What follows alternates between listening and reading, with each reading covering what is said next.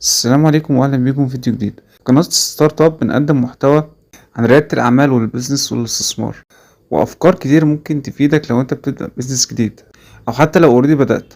المعلومات اللي بتقدمها في الفيديوهات دي بتكون عبارة عن كتب، مش بنلخصها، بنشرحها شرح كامل، ومعلومات متجمعة من اكبر واهم رواد الاعمال في العالم. فلو مهتم بان انت تعرف اكتر اشترك في القناة.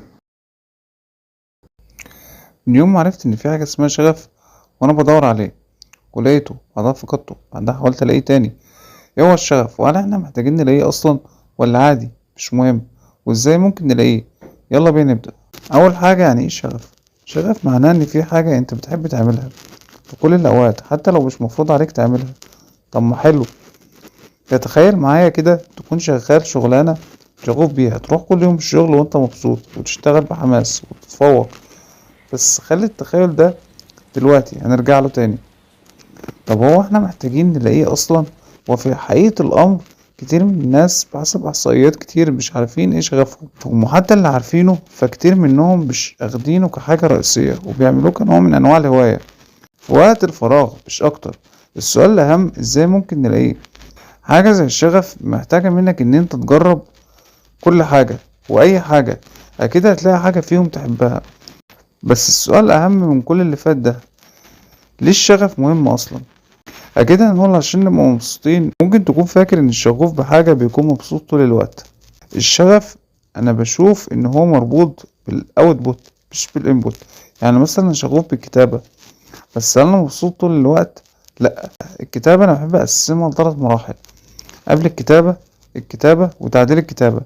بالنسبة لقبل الكتابة فدي مرحلة البحث اللي بتدور فيها عن الحاجة اللي انت عايز تكتب عنها. والكتابة بتكتب الحاجات اللي انت جمعتها او بتكتب اللي اجى في دماغك بعد لما جمعت الحاجات دي كلها.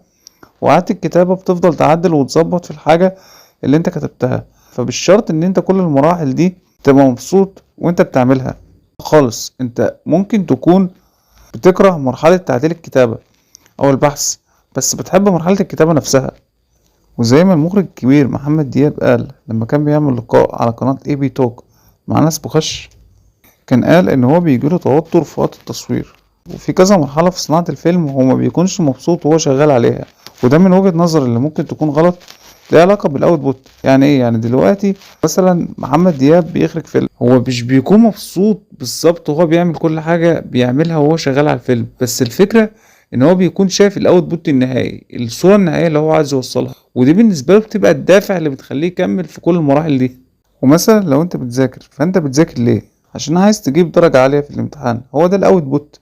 اما المذاكرة نفسها ممكن ما تكونش امتع حاجة بالنسبة لك. انا بكتب علشان في فكرة في دماغي عايز اطلعها على الورق. فانت لو فكرت في الموضوع ده شوية ممكن تقتنع ان انت حتى لو بصيت على الحاجات اللي انت مش شغوف بيها هتلاقي ان انت مش عايز الاوتبوت بتاعها. يعني دراسة الطب مثلا، الاوتبوت هنا دكتور طبيب، هل انت عايز تبقى دكتور؟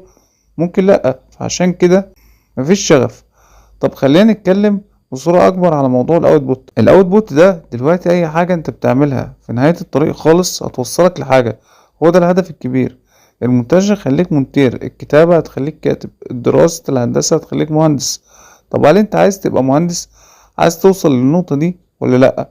والموضوع ده برضو بيكون له علاقة في فكرة مين مثلك الأعلى، لأن أكيد لازم يكون في زي تخيل كده، لو أنت نجحت فهتكون زي مين. تمام.